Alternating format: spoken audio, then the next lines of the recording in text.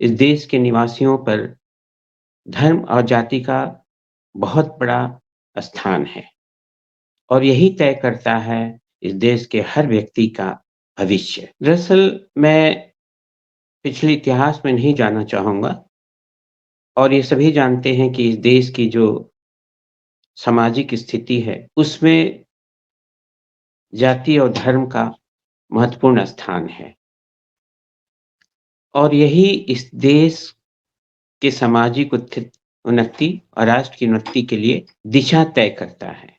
वर्तमान समय में अगला जो लोकसभा चुनाव होने जा रहा है, उसमें 2 गठबंधन हमें दिखाई दे रहे हैं, एनडीए और इंडिया। दरअसल ये दोनों गठबंधन इस देश की बहुसंख्यक जनता को, इस देश के जन-जन को एक नई दिशा देने के लिए इस गठबंधन का निर्माण हुआ है। लेकिन इन दोनों गठबंधनों के गठजोड़ से, इन दोनों इंडिया और एनडीए के गठजोड़ से इस देश में जो एक सामाजिक आंदोलन चल रहा है, जिसे हम बहुजन आंदोलन के नाम से जानते हैं, उसे षड्यंत्र के तहत रोकने का प्रयास हो रहा है। दरअसल इस देश में जाति और धर्म के कारण इस देश के जन-जन के विकास में एक बहुत बड़ी बाधा आरंभ से उत्पन्न की गई है। इस बाधा को दूर करने के लिए इस देश में जो सबसे पहला नाम आता है, वो महात्मा गौतम बुद्ध का आता है। और महात्मा गौतम बुद्ध मानवता के उद्घोषक, जिनका पूरे संसार में नाम है, अब पूरे संसार को उन्होंने प्रभावित किया है और उनकी विचारधारा से पूरा संसार प्रभावित है।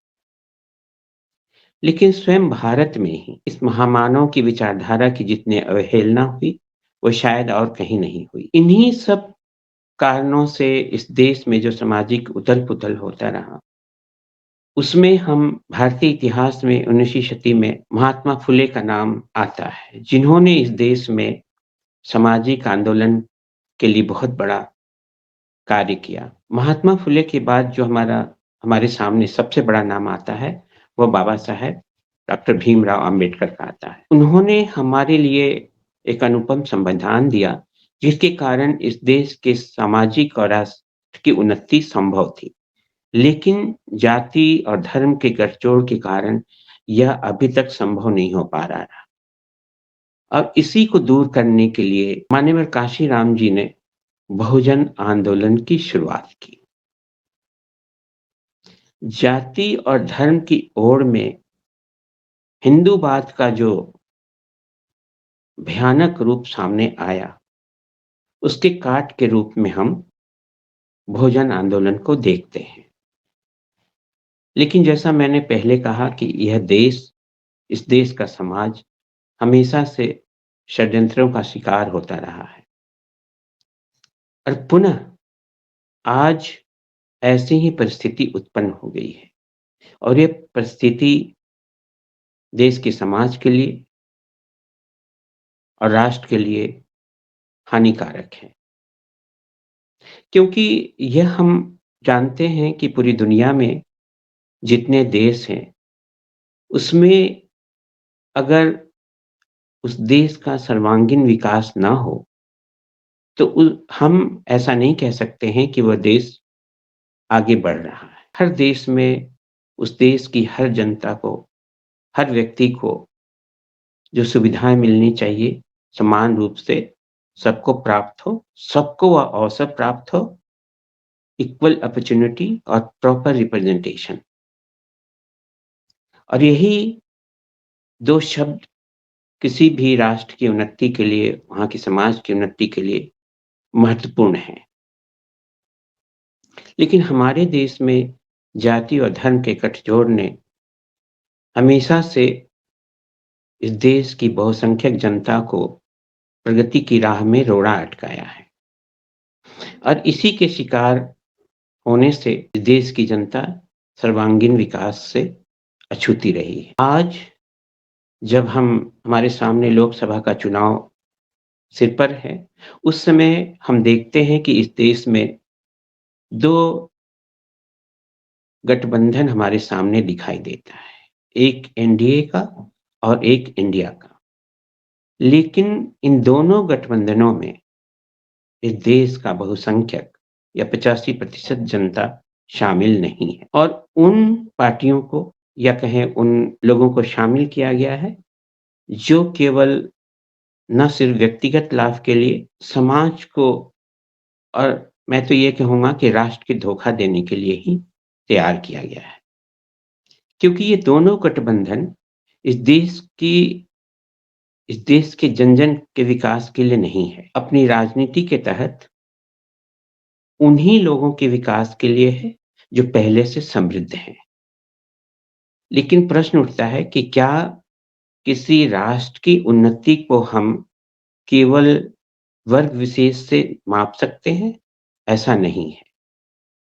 दुनिया के सभी देशों में समाज को समान रूप से जो उन्नति के अवसर मिले हैं, उससे उन देशों ने प्रगति की है। चाहे पूरब हो या पश्चिम के देश, हम सभी जगह यही देखते हैं कि जब जनता को अपनी प्रगति के लिए समान अवसर प्राप्त हुआ, तभी वह राष्ट्र, वहाँ का समाज एक साथ विकसित हुआ है। भारत में ऐसा नहीं है। यहाँ समाज के एक बहुत बड़े वर्ग को दरकिनार कर राजनीति की जाती रही है और यही कारण है कि भारत के कोने-कोने में विपन्नता दिखाई देती है।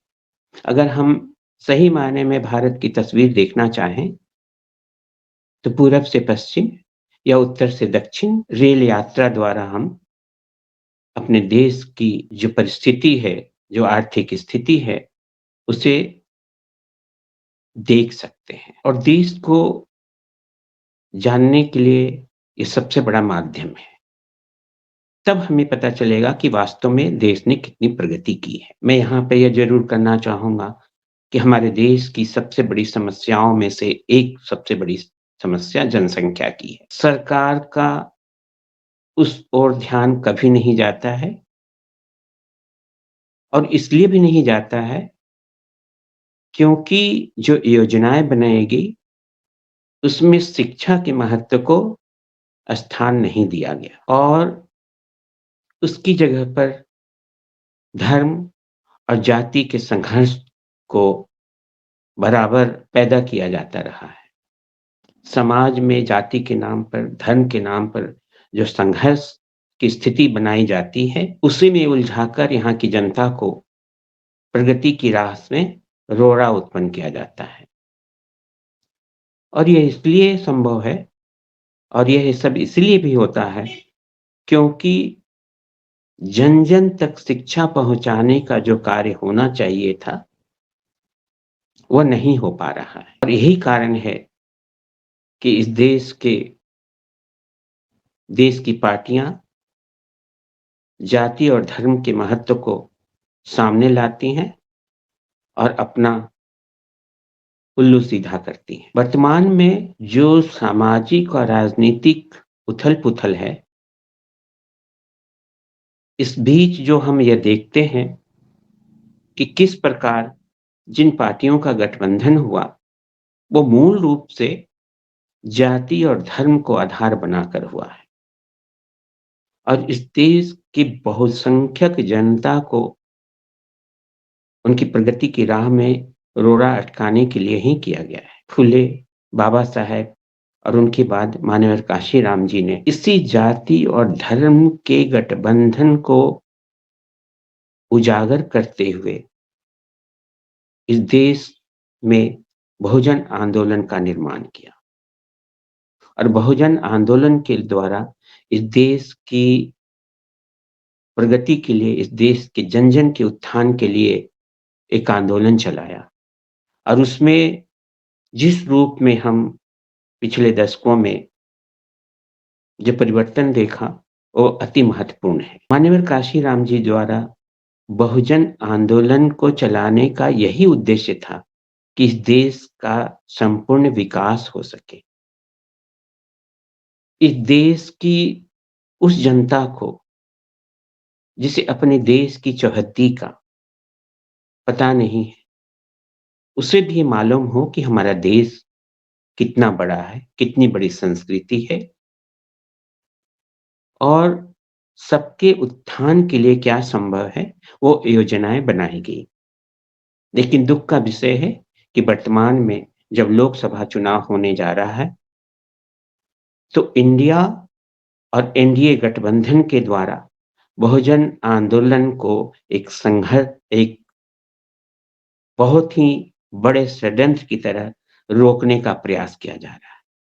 यहाँ यह प्रश्न उठता है कि मान्यवर कांशीराम जी ने फुले, बाबा साहेब और सारे बहुजन उन महाचिंतकों के द्वारा जो विचार व्यक्त किए गए, जो वैचारिक आधारभूमि तैयार की गई, जन-जन के विकास के लिए जो विचार दिए गए, उसके आधार पर उन्होंने बहुजन समाज पार्टी का निर्माण किया और इसके द्वारा उन्होंने जन-जन में चेतना जगाई और यह चेतना हर स्तर पर, शिक्षा के स्तर पर, आर्थिक स्तर पर, राजनीतिक स्तर पर, उस देश की संपूर्ण सांस्कृतिक स्तर पर उसके उत्थान के लिए ही कार्य हुआ। लेकिन पुनः एक षड्यंत्र की तरह इन सारे विकास के रास्तों को इस देश की 85% बहुसंख्यक जनता के विकास के रास्ते को अवरुद्ध करने के लिए इंडिया और एनडीए का गठबंधन हमारे सामने उभर कर आया है। ऐसे में निश्चित रूप से इस देश के बहुजनों को मान्यवर कांशीराम जी के विचारों को, बाबा साहेब के विचारों को, फुले के विचारों को जानना और समझना होगा और उनका अनुसरण करना होगा। और वर्तमान समय में जो राजनीति की उथल-पुथल है, इस देश के जन-जन को इसे समझना होगा कि हमारे भविष्य के लिए क्या किया जा रहा है। ये विडंबना है कि इस देश में जो महामानव पैदा हुए, जिन महामानव ने इस देश के उत्थान के लिए कार्य किया। बाबा साहब ने दुनिया का अनुपम संविधान दिया। इस संविधान के तहत देश एक योजना के तहत, एक अनुशासन के तहत चल रहा है, उसे बिखेरने का कार्य किया जा रहा है। और यही नहीं, उनके जीवन में और उनके बाद भी उनकी आलोचना की जाती रही। लेकिन एक अद्भुत और एक भयानक दोनों बात मैं कहना चाहूँगा कि परिस्थिति ऐसी पैदा की जाती है, जिसमें जिस व्यक्ति ने, जिसके विचारों ने समाज के सर्वांगीण विकास के लिए कार्य किया, उनके जीवन में उन्हें आलोचना तो सहनी पड़ी, लेकिन उनके बाद या उनके इस दुनिया से चले जाने के बाद उनके बारे में महान विचार व्यक्त किए गए कि बहुत बड़े थे। और वर्तमान समय में जो कार्य कर रहे होते हैं, जो नेता या जो सामाजिक आंदोलन चल रहा होता है, उनके अगुवा को उनकी आलोचना की जाती रही है।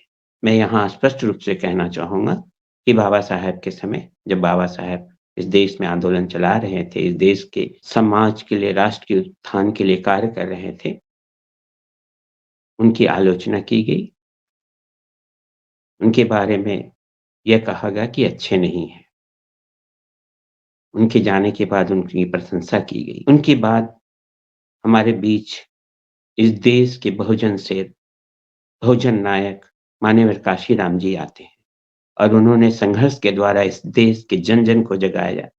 इस देश के बहुसंख्यक जनता में, बहुजनों में राजनीतिक चेतना उत्पन्न की। उस समय उन्हें इन्हीं आलोचनाओं का सामना करना पड़ा और उनके जाने के बाद जो शून्य उभरा, उस शून्य में बहन मायावती जी ने इस देश के बहुसंख्यक जनता के लिए, बहुजन आंदोलन के लिए एक बहुत बड़ी आशा के रूप में उभरी और उन्होंने उत्तर प्रदेश में अपने शासन के दौरान समाज के सर्वांगीण विकास के लिए कार्य। और आज परिस्थिति यह बनती है कि मान्यवर काशीराम जी बहुत अच्छे थे, यह चर्चा की जाती है और ये कहा जाता है कि वर्तमान समय में मायावती जी अच्छी नहीं हैं। इस षड्यंत्र को, इस भयानक स्थिति को वर्तमान समय में बहुजनों को जानना और समझना होगा और जो भयानक परिस्थिति हमारे सामने उत्पन्न हुई है, उसको रोकने के लिए कार्य करना हो। मैं स्पष्ट रूप से कहना चाहूँगा कि वर्तमान समय में इंडिया और एनडीए गठबंधन के सामने एक आशा की किरण के रूप में बहुजन समाज पार्टी और बहन मायावती जी एक आशा की किरण में हमारे सामने हैं। इस देश के बहुजनों को, फुले, अम्बेडकर और मान्यवर काशीराम जी के विचारों को और सभी महापुरुषों को, सभी बहुजन महापुरुषों के विचारों को और ऐसे सभी वर्ग के उन महापुरुषों के विचारों को सोचना, चिंतन करना और समझना होगा और उसके आधार पर हमें अपनी राजनीति तय करनी होगी, अपने मताधिकार का प्रयोग करना होगा, जो इस देश के जन-जन के विकास के लिए हो, न कि वर्ग विशेष के विकास के लिए या वर्ग विशेष के उत्थान के लिए। क्योंकि भारत देश इस देश की जनता से, ना कि वर्ग विशेष से, इस देश की संपूर्ण जनता के विकास के लिए ही जो कार्य कर सके, उनके लिए हमें चुनाव करना होगा और समय कम है। ऐसे में फुले, अम्बेडकर और मान्यवर काशीराम जी के विचारों को अंगीकार करते हुए बहुजन समाज पार्टी की ओर रुख करना होगा। जब ही इस देश का समाज और राष्ट्र सही मायने में विकास कर पाएगा। इंडिया और एनडीए के गठबंधन ने बहुजन के उन नेताओं को शामिल किया है जिन्हें समाज के संपूर्ण विकास की चिंता नहीं है। संविधान के द्वारा जो समाज और राष्ट्र के विकास की बात की गई है, उसकी चिंता नहीं है। जाति और धर्म की आड़ में समाज को झुलझाकर, समाज को झोंककर हमारा राष्ट्र, हमारा समाज विकसित नहीं हो सकता है। आज हम आपके लिए लेकर आए हैं बहुजन समाज की एक ऐसी किताब, कहीं हम भूल ना जाएं, एक ऐसी ऐतिहासिक किताब है जिसके अंदर आपको ऑडियो वीडियो देखने को मिलना है। ये पहली बहुजन समाज की ऐतिहासिक किताब है जिसके अंदर आप वीडियो भी देख सकते हैं। अब किताब के अंदर कैसे वीडियो देख सकते हैं ये मैं आपको पहले दिखा दूं। आइए तो हम देखते हैं। सबसे पहले आपने करना ये काम है कि किसी भी पेज पर मोबाइल द्वारा आप गूगल पे जाएंगे और गूगल पे जाने के बाद आपको कैमरे का निशान नजर आता है। इस कैमरे पे आप क्लिक करेंगे तो ये QR कोड को स्कैन कर लेगा। स्कैन करने के बाद यहाँ पर आप देखेंगे ये लिंक आ गया। आप जैसे लिंक पर क्लिक करेंगे आपकी वीडियो चालू हो जाएगी, यानी कि आपको एक सटीक जानकारी मिलने वाली है, एक ऑथेंटिक जानकारी मिलने वाली है। बहुजन समाज की पहली ऐतिहासिक किताब है जिसके अंदर आपको तमाम महापुरुषों की जानकारी मिलने वाली है। आप इस किताब में देख पाएंगे तथागत सम्यक बुद्ध जिनकी पूरी जीवनी आपको मिलने वाली है, महान सम्राट अशोक जिनका जीवनी आपको इसके अंदर पूरी मिलने वाली है, संत कबीर दास, संत शिरोमणि गुरु रविदास, सम्राट मीर भोज जिन्होंने इतिहास रचने का काम किया, गुरु घासीदास बाबा, वीरांगना झलकारी बाई, वीरांगना उदा देवी पासी, नागेली वीरांगना की कहानी, एकलव्य जिसका अंगूठा काट लिया था धोखे से, चोखा मेला हरिचंद ठाकुर, ज्ञानदीप छत्रपति शाहूजी महाराज, बिरसा मुंडा, ज्योतिबा फूले, माता सावित्रीबाई फूले, फातिमा शेख, EV रामास्वामी, स्वामी अच्युतानंद, बाबा साहब डॉक्टर BR अम्बेडकर जिनका मूल ग्रंथ आपको इसमें छोटी सी किताब में मिलने वाला है। आप ऑडियो भी देख सकते हैं, वीडियो भी देख सकते हैं। माता रमाबाई, मोतिया रावण कंगाली, सरदार उधम सिंह, ललई सिंह यादव, दशरथ मांझी, शिव दयाल सिंह चौरसिया, कपूरी ठाकुर, भवरी देवी, मान्यवर काशीराम साहब जिन्होंने इतिहास को दोबारा दोहराने का काम किया था, वीरांगना फूलन देवी, बहन कुमारी मायावती, संकल्प भूमि और पूना पैक्ट। बहुजन समाज का एक मूल ग्रंथ यह आपके पास आ गया है और आप इसको बिल्कुल भी देरी ना करें। तो साथियों, अगर आप ये किताब मंगाना चाहते हैं तो डिस्क्रिप्शन बॉक्स में जो आप नंबर देख रहे हैं इस नंबर पर आप हमें अपना ऑर्डर बुक करा सकते हैं। कितनी किताब आपको चाहिए